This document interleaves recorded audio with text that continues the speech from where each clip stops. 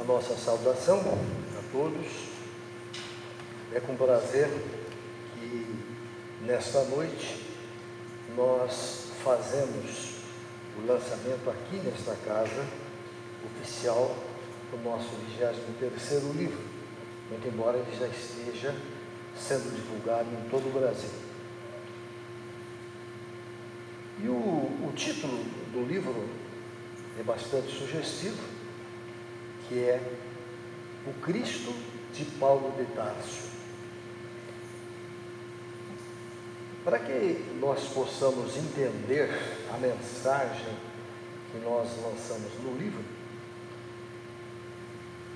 na introdução do livro, eu digo que a vida toda, desde quando nos adentramos ao Espiritismo, nós sempre estudamos Paulo, assim como os demais intérpretes da doutrina espírita, e sempre nós tínhamos uma visão de Paulo, visão da igreja, digamos assim. Tanto é que quando nós estudamos o livro Paulo e Estevão, eu me emocionava muito. E muitas vezes ia até as lágrimas, o livro Paulo e Estevão.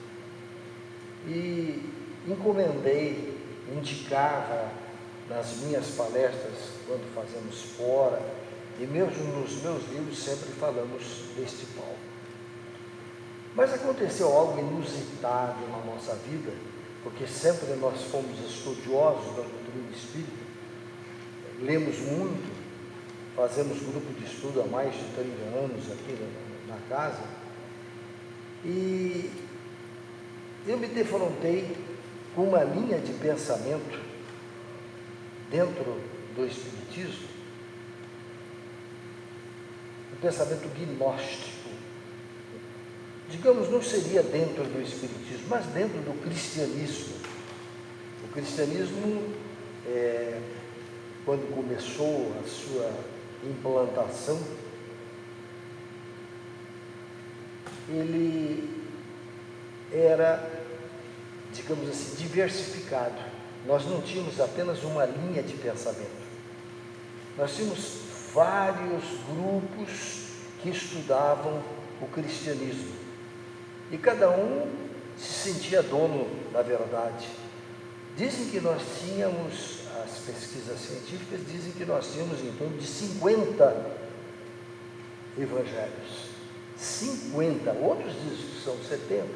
Quer dizer, cada grupo estudava o evangelho e dava a sua coloração, cada um dava a sua interpretação. E hoje, quando se fala quais são os evangelhos, que nós damos o nome de canônicos, nós dizemos são 4. O Evangelho de Marcos, o Evangelho de Mateus, de Lucas e de João. Hoje, estes são os evangelhos da igreja, do mundo protestante, dos evangélicos, são esses 4 evangelhos. Mas no início não foi assim. Havia uma desavença na interpretação dos ensinamentos cristãos. E cada um, portanto, dava a sua interpretação. E existia no início da implantação da religião cristã, havia uma corrente do pensamento que se digladiava frontalmente com a igreja. A igreja não aceitava esta corrente, que é chamada de corrente gnóstica, ou gnosticismo. E nós começamos a estudar o gnosticismo, inteirar da sua essência, e chegamos a escrever, inclusive, vários livros na linha do gnosticismo. Começamos primeiro com o Evangelho de Tomé, que foi descoberto praticamente recentemente, em 1945. O Evangelho ficou escondido muito tempo nas areias escaldosas do Egito, e foi encontrado numa caverna, Este evangelho era gnóstico e foi obrigado a ser escondido por aqueles que assim o estudavam e seguiam suas orientações gnósticas, porque a igreja os perseguia. Os seguidores da linha gnóstica eram perseguidos. E muitos foram mortos, muitos foram assassinados. E aí, quando surgiu em 325, no concílio de Nicéia, Constantino estabeleceu, juntamente com os bispos da época da igreja, que seriam só 4 evangelhos. E não tinha mais evangelho gnóstico. Não tinha, porque ele era contrário às normas da igreja. E aí, depois de estudar isso por muito tempo, nós escrevemos o evangelho gnóstico de Tomé, escrevemos o evangelho de Judas. Olha, evangelho de Judas, sim, existe o evangelho gnóstico de Judas, também foi descoberto recentemente. Escrevemos o evangelho de Maria Madalena, também gnóstica, que também sofreu muita perseguição. Escrevemos o evangelho que é uma síntese do conhecimento e da sabedoria milenar, e que muitos ensinamentos ali foram trazidos para os evangelhos canônicos da igreja. Pois bem, o gnosticismo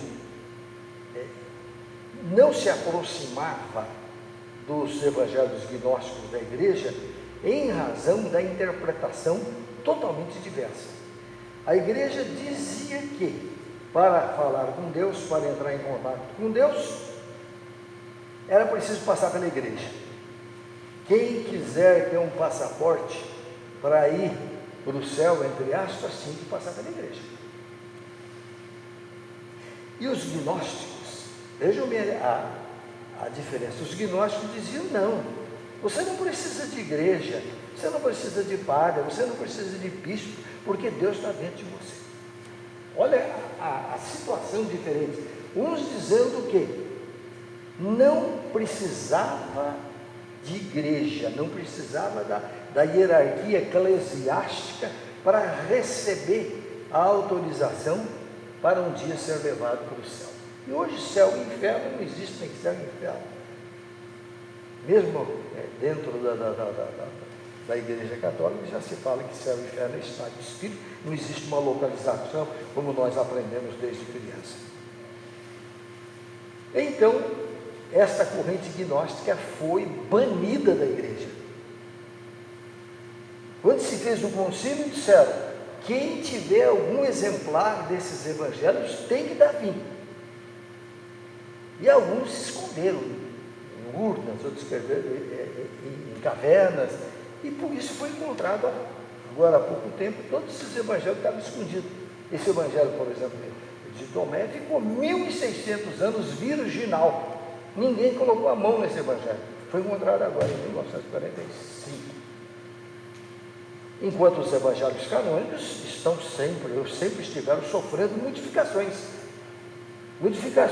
de interesse da teologia católica. A teologia ia criando determinadas orientações, não mexendo no evangelho. Por exemplo, a Trindade. O Espiritismo nunca aceitou a Trindade, Pai, Filho e Espírito Santo, né? Tem um Deus que é Pai, um Deus que é Espírito Santo e o Filho. O Espiritismo nunca aceitou isso. Inclusive, antes os evangelhos falavam um Espírito Santo. Aí a igreja teve que mudar, o Espírito Santo, para dizer que a terceira pessoa mudou. Teve que fazer modificação. Então, os evangelhos canônicos sofreram a tesoura o tempo todo, de acordo com os interesses da própria igreja.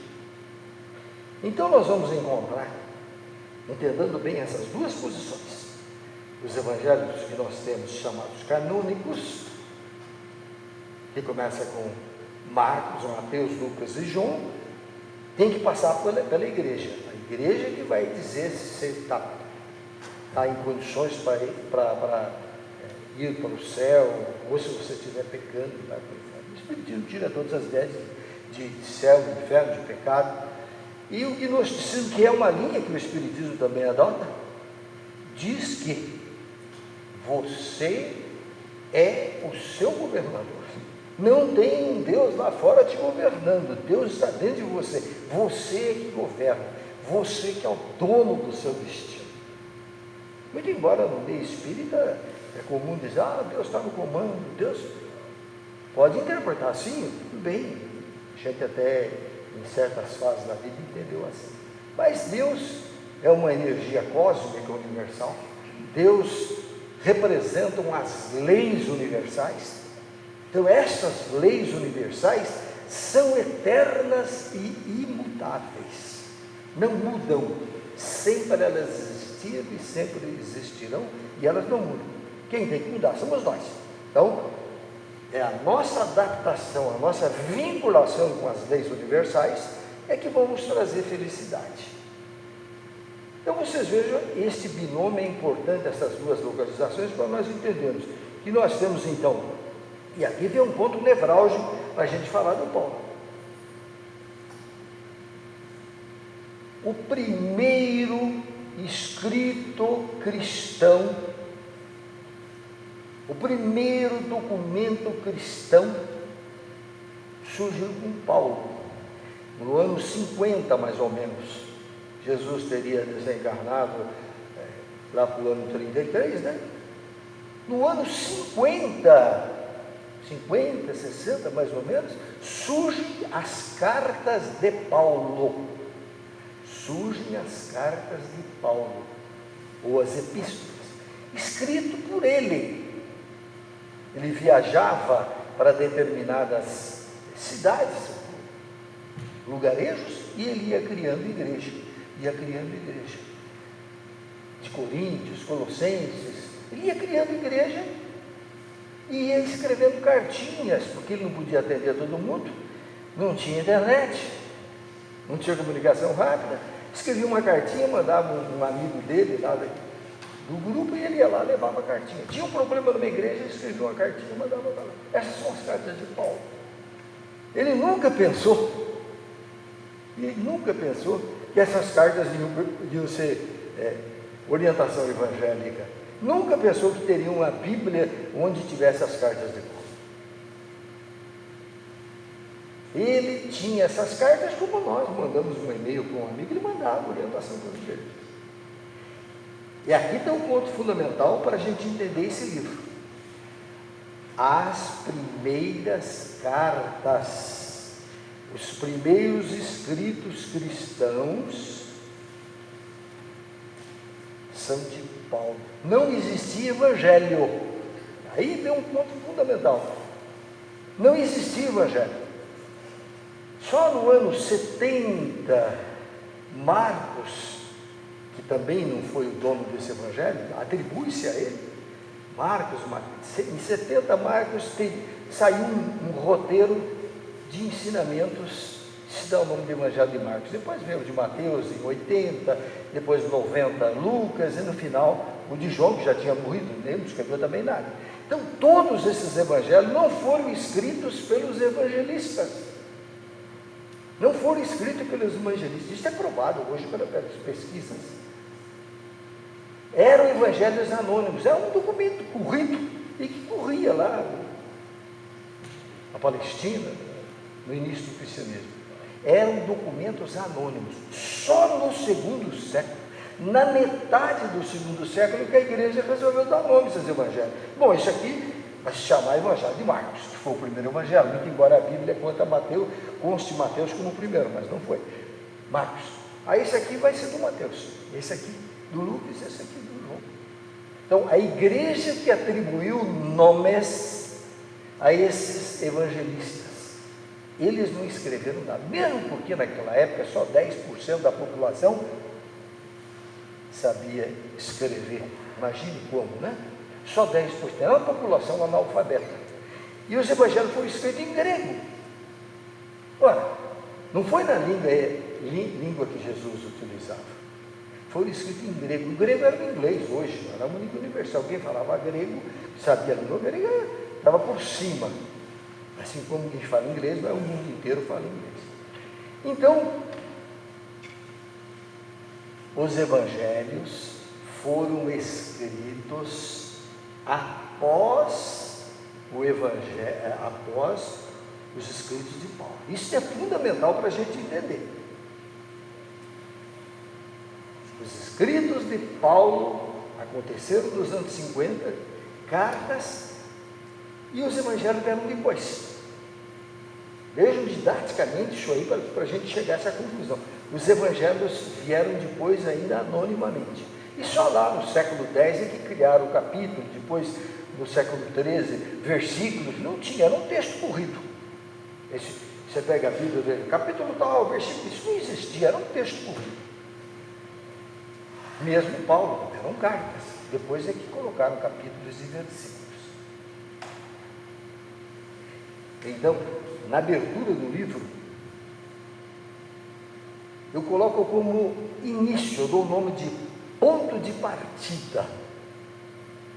Ponto de partida. Eu digo o seguinte: está claro que as epístolas, de maneira nenhuma, são fruto de histórias dos evangelhos. Elas eram claramente anteriores, independentes e indubitavelmente continuariam pertencentes à literatura bíblica, mesmo que Jesus em pessoa jamais tivesse vivido. Isto quer dizer, Paulo não foi beber conhecimento nos evangelhos para escrever suas cartas. A carta dele é independente. Isto não é eu que digo, é a ciência, está provada, as pesquisas. Paulo, sendo o primeiro escritor, suas cartas não tinham vínculo com os evangelhos. Porque não tinha evangelho, por razão muito simples, não tinha evangelho. No ano 50 não tinha evangelho. E aí nós passamos a ter, aliás, continuando ainda, o que tratam essa carta? Elas tratam da presença do Cristo espiritual. Olha o termo Cristo aqui. Essas cartas, o que Paulo ensinava, era um Cristo espiritual dentro de cada um de nós. Isto quer dizer, todos nós somos cristãos. Todos nós temos, esse Cristo quer dizer, a semente divina presente em todos nós. Todos nós temos plantado, quando nascemos, nós temos a essência divina. Nós chamamos de alma, nós chamamos de espírito e tal. Essa presença se chama Cristo. A semente divina em nós se chama Cristo. Então, quando falamos, mas Jesus Cristo, Jesus também tinha o Cristo. E em razão, obviamente, como diz os evangelhos, da sua superioridade para a época, o chamaram de Jesus o Cristo. Cristo é apelido no caso. Jesus o Cristo. O povo ficou Jesus Cristo. Por quê? Porque ele era avante do seu tempo. Naquela época, era, digamos, o espírito, ao que dizem os ensinamentos da Bíblia, o espírito mais evoluído. Então ele passou a ser Jesus Cristo.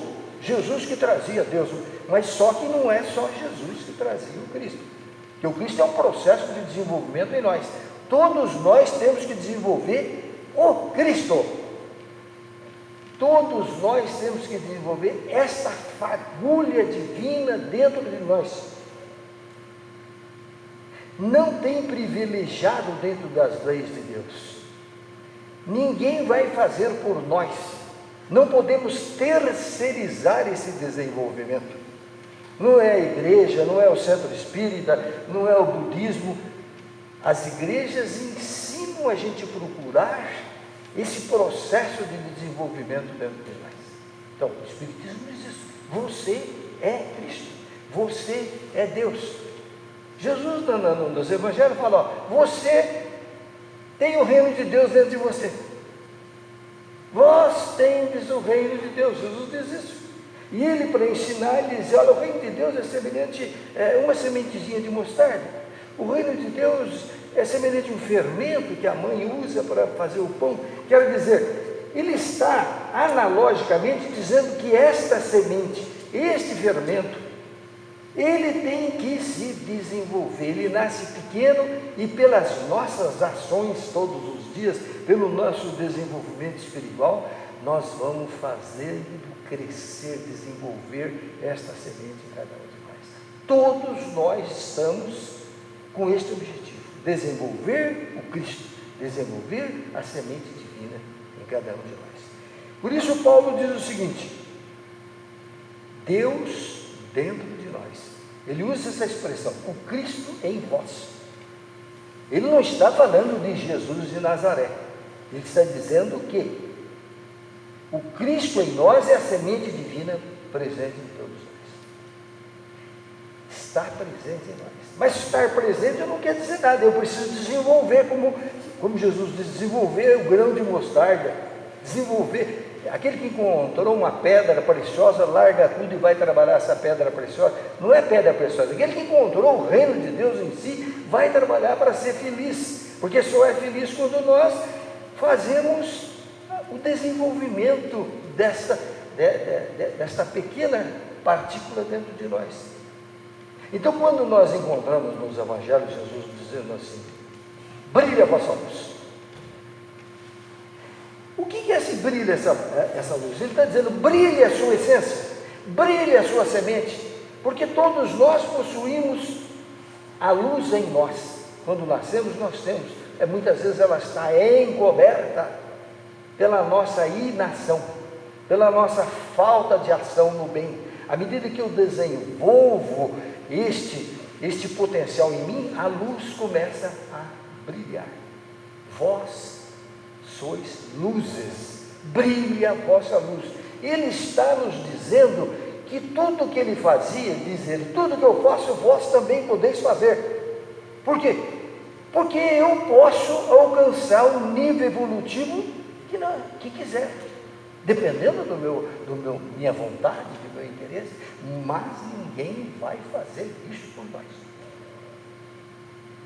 Muita gente pensa: não, eu fui na igreja, eu já participei de uma missa, eu fui no centro, vi a palestra do Boberg. Só isso aí não vale, não. Ah, eu fui num culto do Evangelho. Só isso aí não vale, não. É preciso que eu dê expansão a essa força interna. É isso que o gnosticismo diz. E é isso que o Paulo diz: vós sois deuses. Nós temos a potência divina em nós. Então ele diz, tem uma frase que Paulo disse, e que as pessoas, a segunda parte do livro eu faço uma análise de frases de Paulo, que ele quer dizer o Deus dentro de nós. Ele diz assim: não sou eu mais quem vive. Conhece essa frase? Não sou eu mais quem vive, mas é o Cristo que vive em mim. O que o católico, o próprio espírita, o evangélico diz? O Jesus Cristo vive nele. Não é essa a ideia que nós temos? É o Cristo que vive em mim. Nós pensamos que é a figura de Jesus de Nazaré. Mas Jesus de Nazaré desenvolveu dele. Jesus de Nazaré desenvolveu o Cristo dele. E o Paulo está dizendo, quando nós alcançamos a condição de Cristo, quando nós alcançamos a condição de maior potencial divino, não sou eu mais que vive. Quem vive? É o Cristo que está emanando em mim. É esta potência divina que está translúcida em mim, está iluminando em mim. Então é mais ou menos assim, didaticamente, para a gente entender. Todos nós possuímos, metaforicamente, um canalzinho. E o Cristo é a fonte. O Cristo, essa potência divina em nós. Quando eu deixo os meus canais limpinhos, o Cristo flui. Essa energia flui através de mim. A água pura, a água viva, que é muito dito no Evangelho, ela flui pelos meus canais. Mas para que isto aconteça, é preciso que os meus canais estejam limpos. É preciso que eu elimine as minhas emoções negativas, meu pensamento de maldade,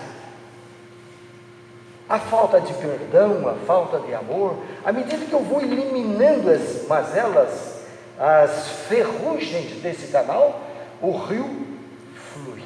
Esse rio quer dizer o Deus em nós. E nós não precisamos estar numa igreja para que isso ocorra. Isso é importante, porque a pessoa pensa, não, eu vou encontrar com Deus, eu tenho que ir lá na igreja, tem que ir lá no centro espírita. Lógico que é bom, não estou dizendo que não é bom, mas não é isto. Há uma expressão que Jesus diz: quando quiseres falar com Deus, é uma expressão, quando quiseres falar com Deus, quer dizer, quando quiser contactar com o teu Cristo, o texto diz, entre nos seus aposentos. Outras versões dizem, entre no seu quarto, e em silêncio fale com Ele. Então muita gente pensa que entrar nos aposentos é entrar numa sala, ter um altarzinho para orar. Entre nos seus aposentos, no teu quarto, é lá que eu vou orar. Não! Essa expressão da divindade ocorre todo dia, todo momento, no meu trabalho, nas minhas ações. Então, quando eu quiser que essa água viva flua em mim, é preciso silêncio.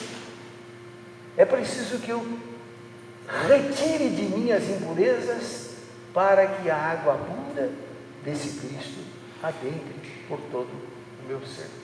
Isso é quando nós oramos. É claro que quando você ora, você olha lá para cima, pedindo para que Deus, a gente pensa de um Deus lá fora, fomos educados assim. No entanto, Deus está em você, o Cristo está em você, você tem a presença de Deus em você.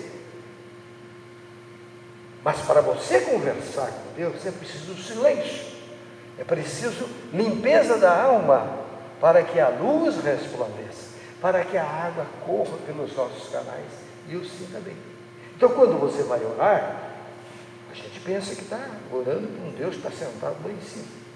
É assim que a gente aprendeu. Na realidade, quando você está orando, você está sintonizando com a faixa vibratória do Cristo dentro de nós, e você começa até a bocejar, você começa a sentir a presença diferente, um corpo diferente, porque aquilo flui na gente. Muitos sentem até arrepio quando está perfeitamente sintonizado com essa força. Então é isso que Paulo ensinava, porque isso que Jesus disse era de Paulo também. Para falar com Deus, entra nos seus aposentos. O que os canônicos dizem? Para falar com Deus, vai na igreja. Não é isso? Vai na igreja. Vai lá que o padre, ou vai lá no centro que o cidadão vai falar para você, ou vai lá no pastor vai falar. Não, é muito simples. Para falar com Deus é estarmos em sintonia, estarmos em vibração com esta força interior. Todos nós possuímos essa força interior. Se estivermos na igreja, tudo bem, mas se nós estivermos andando na rua e eu começar a sintonizar, eu consigo sintonizar. Então não é preciso o local é dentro de você.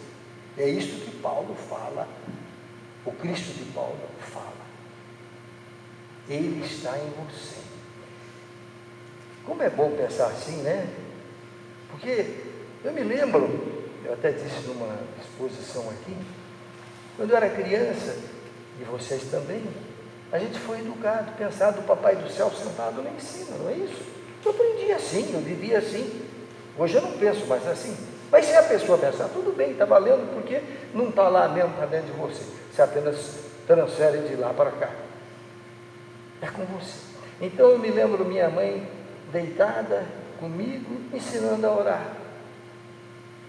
Me lembro como se fosse hoje, criancinha, ela falava do Papai do Céu, que estava lá no céu, que vai nos atender, fazendo essa simbologia, né?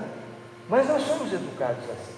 Só que chega um ponto que você vai entender de que Deus é você, que você é a força, você é essa força interior. Quando Jesus diz, repetindo o Salmo, vós sois deuses, ele está dizendo isso, você tem a força, você tem a força.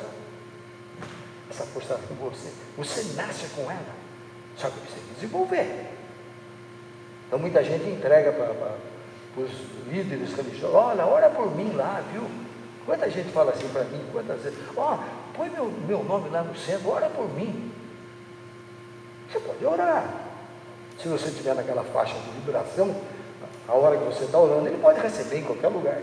Mas não adianta eu orar se você está lá totalmente desequilibrado, desorganizado, vivendo uma vida desarmoniosa. Pode-se fazer prece à distância, isso a física quântica nos ensina. Eu posso orar para você, não importa se você esteja no Japão, onde está. Você emite energia. Nós somos emissores e transmissores de energia. Eu emito energia, e se a pessoa estiver naquela faixa sintônica, ela capta.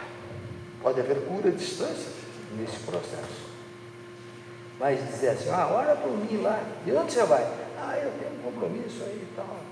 Totalmente desligado, não tem. Ninguém vai fazer por você. Quem vai fazer é você. Você é o dono do teu destino. Deus está no comando. Não, você está no comando. É fácil entregar para Deus no comando. Isso já é um linguajar até no meio espírita. Não, Deus está no comando. Eu estou sofrendo. Não, mas Deus está no comando. Mas se você não criar condições, esse Deus que está em você não comanda nada. Você tem que comandar.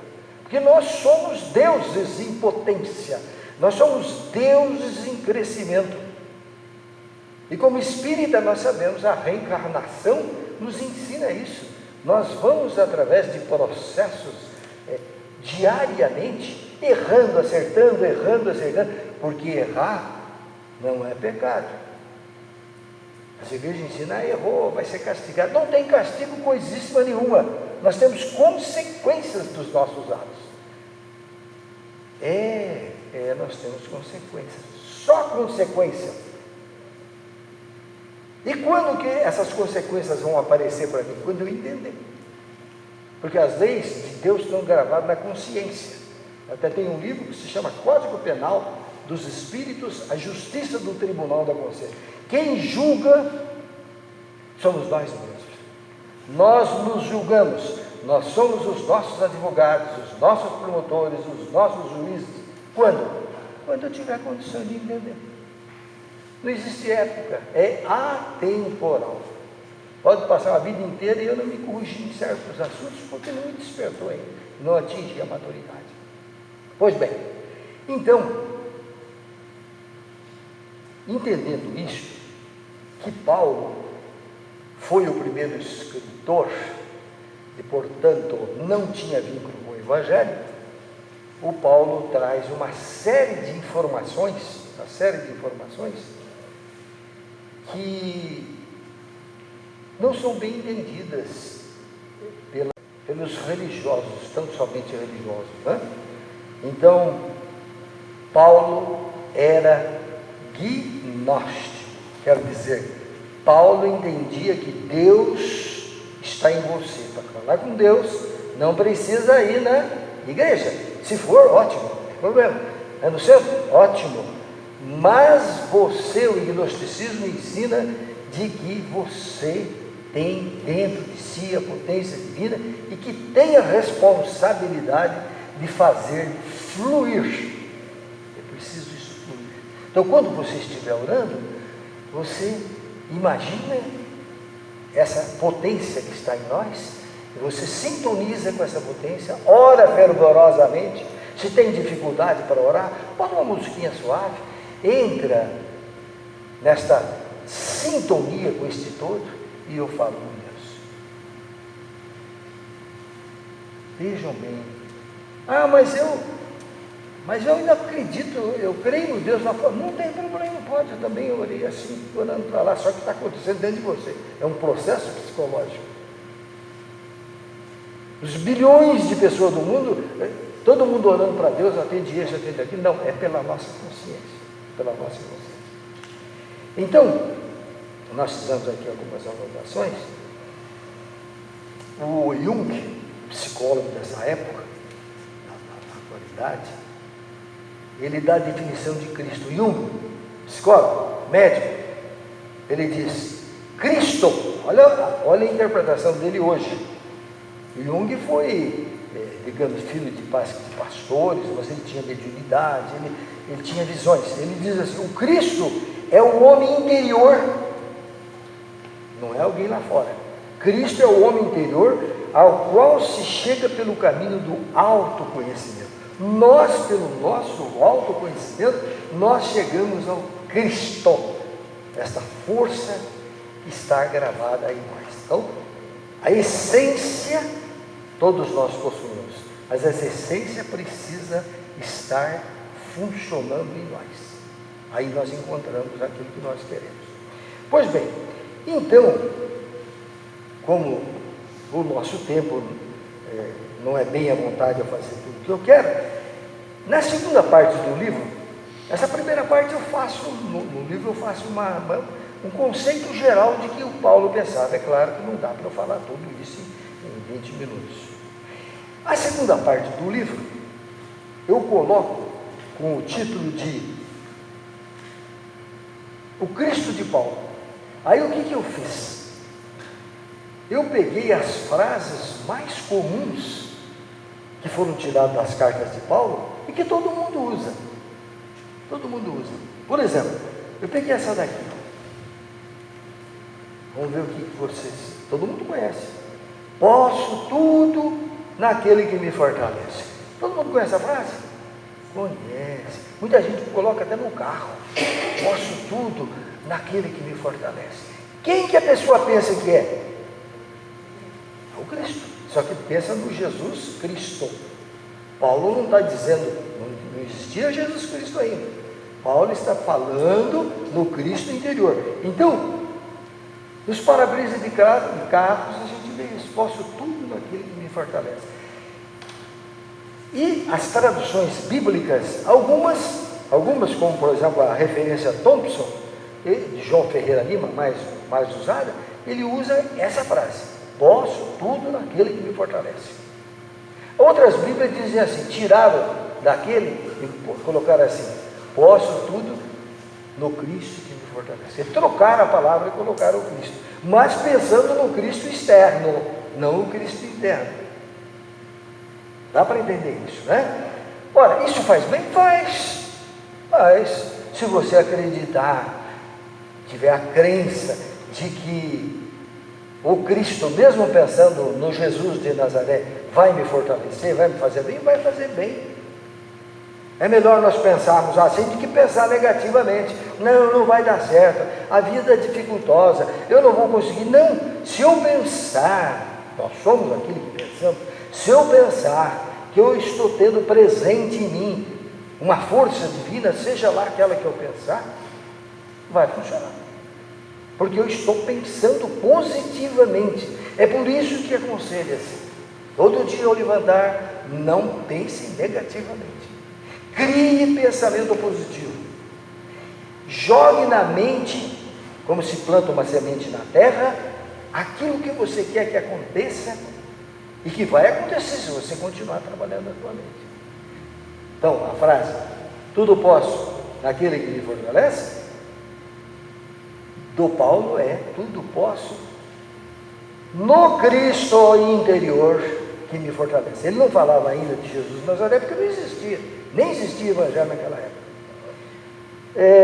Uma outra frase muito comum, também que nós encontramos em divulgação, lá em Coríntios, eu fui buscar o texto, mas que as igrejas usam muito isso.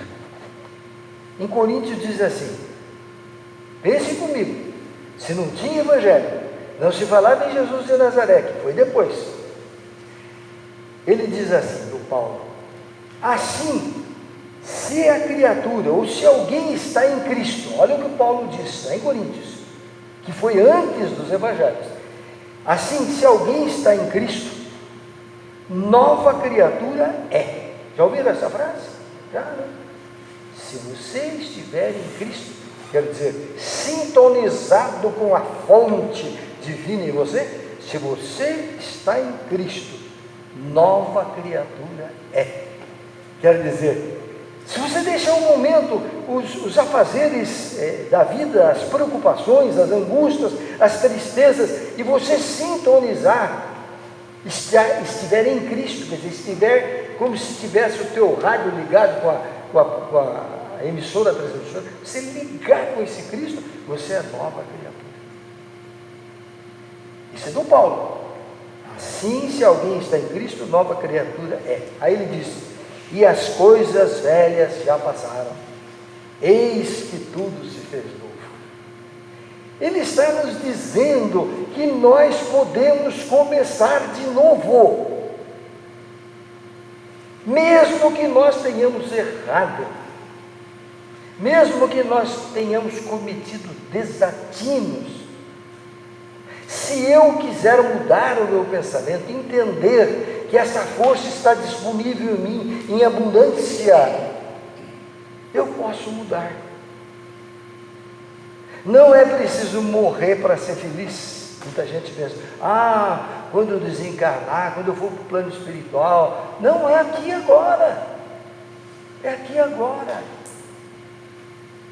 Não existe julgamento externo. Não existe julgamento depois da morte. Existe julgamento aqui e agora, pela tua consciência. E se você ler o Nosso Lar, o livro Nosso Lar, André Luiz diz isso. Quando ele desencarnou e foi para o plano espiritual, acostumado que estava à leitura de Bíblia, porque no consultório médico dele tinha uma Bíblia lá. Então, de dar uma passada, dar uma olhada. Como muita gente, eu tenho uma Bíblia lá no escritório. Muita gente, eu tenho uma Bíblia. Aquilo está até amarelado, né? Mas eu tenho uma Bíblia lá no escritório. Só isso não adianta. Tem gente que compra livro por metro. Eu tinha um amigo espírita, ele era sócio do livro, tinha um livro de metro. Eu vou faltar isso aqui. Mas e daí? O que adianta ter um livro? Você está aplicando? Outros falam assim: eu já tenho o Evangelho em casa. O livro dos Espíritos, eu ganhei, isso eu tenho em casa. Mas não adianta ter, é preciso colocar em ação. Nós precisamos mudar. E se nós quisermos mudar, desde que nós estejamos com esta força divina que é o Cristo em nós, as coisas mudam. E tem coisas que nós fizemos que nos dói a consciência lá no passado, não tem? Tem coisinhas que a gente não conta para ninguém não, mas que a gente fez lá atrás. E aí a pessoa fala: puxa, se eu pudesse voltar lá atrás e modificar aquilo que eu fiz, né? E o Chico diz isso: se você não pode voltar atrás e fazer um novo começo, quer dizer, pegar uma borrachinha, apagar o que você fez de errado, que a consciência está te apertando, você pode começar agora e fazer um novo fim. Está dizendo que você pode começar a hora que você quiser, só que isso não é momentâneo, mas eu posso a partir de amanhã mudar a minha vida se eu quiser. Eu posso a partir de amanhã mudar os meus pensamentos. As nossas células, elas aceitam mudanças, não importa a idade. Isso a física quântica, a neurociência diz. Se você quiser pensar em algo novo na tua vida, pensa, jogue toda a emoção que aquilo vai acontecer. Nós estamos estudando, inclusive, o Dr. Joy Dispenza, médico. Ele, o tempo quase não vai me permitir, mas ele sofreu um acidente, ficou com a coluna com dificuldade. Ele estava andando de bicicleta e veio um carro, bateu, e ele foi para o hospital, levaram-no ao hospital. Ele, como médico, o pessoal falou: olha, você vai ter que ficar o resto da vida agora numa cadeira de roda. Tinha ferido a coluna. Ele falou: não, vou sair da cadeira, vou para casa, vou me curar. O Deus que faz a minha digestão, o Deus que cuida da minha inteligência, o Deus que cuida de todo o meu organismo vai me curar. E ele começou a projetar na mente aquilo que ele queria para a sua coluna. E todo dia ele trabalhou insistentemente e sempre pensando nas células, trabalhando para reconstituir a sua coluna. Depois de 5 semanas, ele estava de pé, já estava andando de bicicleta. Claro que isso não acontece para qualquer um, não. Você precisa ter força de vontade, você querer. Se você falar assim, vou entregar na mão de Deus, não vai adiantar. Eu vou entregar para... Não vai adiantar. Vou entregar para Jesus, vou entregar para os anjos. Não, é você. Você é Deus. Você tem a potência de Deus em você. Se nós soubéssemos a força que nós temos, quantas coisas que nós faríamos que a pessoa diria que era milagre. Não é milagre. Dr. Joy Dispenza diz, nós somos sobrenaturais. Nós podemos criar o sobrenatural. Projetar para amanhã aquilo que eu quero, trabalhar a minha mente, que as células começam a criar química, para que quando eu pensar naquilo que eu estou querendo, ela já está pronta para nos atender.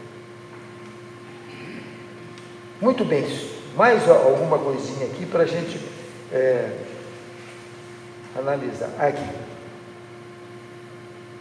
Não existia Jesus de Nazaré, existiam as cartas de Paulo. E Paulo diz, Jesus Cristo é o mesmo ontem, hoje e eternamente. Ele não estava falando de Jesus de Nazaré, ele estava falando do Cristo, porque a palavra Jesus Cristo existia antes de Jesus. Horus, Deus, Egito chamava-se Jesus Cristo, que J se lia aí, era chamado de Jesus Cristo. E Eros, Horus, Deus dos Egípcios, era chamado de Jesus Cristo. Era uma expressão que só apareceu no 2º século nos evangelhos de Jesus Cristo, que foi atribuído a Jesus. Nada diminui a figura de Jesus. Só que Paulo não estava falando disso. Então ele diz, Jesus Cristo é o mesmo ontem, hoje e sempre. Se disser que o Jesus Cristo humano, o corpo, é o mesmo ontem e hoje, não tem evolução.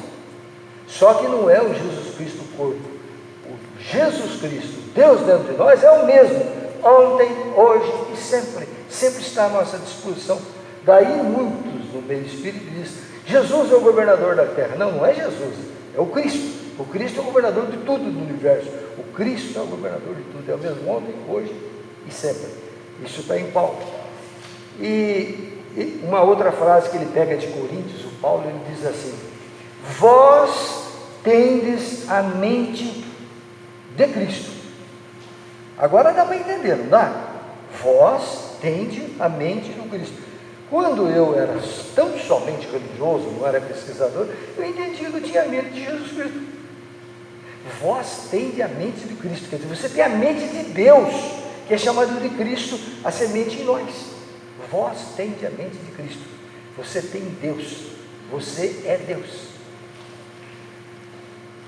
E para nós encerrarmos, porque são 25 textos que eu faço comentário, e quem lê o livro vai chegar a uma conclusão maior e vai aprender mais, eu vou encerrar com a expressão também bem conhecida de vocês, de todos nós, em que Paulo, no final da vida dele, ninguém sabe exatamente como Paulo morreu. Uns dizem uma coisa, outros dizem outra, nós não sabemos. Ele diz essa frase, vocês conhecem: combati o bom combate. Combati o bom combate. Acabei a carreira, quer dizer, terminou a sua atividade na vida e guardei a fé. Essa é uma frase lapidar, né? Todo mundo usa nos carros, nas igrejas. Combati o bom combate, acabei a carreira e guardei a fé. Paulo disse isso. O que é combate? O que é bom combate? Emmanuel diz que combate é quando eu quero combater o adversário, quero vencer o adversário. E Paulo diz que ele combateu os cristãos naquela época que jogaram o Cristo para uma única pessoa. Ele perseguiu, Paulo foi perseguidor dos cristãos nesse sentido. Então, quando nós queremos sobrepujar o nosso adversário, os nossos companheiros, nós estamos combatendo. É quando nós queremos vencer aquele que está no exterior. Então ele diz, no combate, nós visamos os inimigos externos. Isso pode ser em qualquer setor. Brandimos armas, inventamos ardis para pegar a pessoa, usamos astúcias, criamos estratégias e por vezes saboreamos a derrota dos nossos adversários. Perdeu, então nós vamos saborear. Isso é combate. Ele diz que este combate nos chumba ao solo da terra, em aflitivos processos de reajustes no futuro. Nós vamos ter que responder. Mas ele diz que existe o bom combate. Combate é o bom combate. Ele diz que o bom combate, nós nos dispomos a lutar contra nós mesmos. Vamos lutar contra nós próprios, as nossas imperfeições. Esse é o bom combate. Os nossos pensamentos ruins, as nossas ideias malsãs, o nosso desejo de vingança que nós temos. Este bom combate é que nós temos que fazer todos os dias, independente de igreja, em todos os momentos, em toda a nossa luta, combatermos nós mesmos, os pensamentos ruins, para que então, quando eu faço isto, eu me liberto em espírito, meu espírito fica liberto das amarras dos pensamentos negativos. Se eu não posso começar de novo, se eu não posso voltar atrás, diz o Chico, e começar de novo, apagar os nossos erros do passado, aquele combate que nós fizemos a vida toda, mas nós podemos fazer o bom combate, começarmos hoje, amanhã, a hora que quisermos, porque nós é que fazemos a nossa felicidade, nós que fazemos a nossa alegria, e nós que encaminhamos para uma vida de paz, de amor e de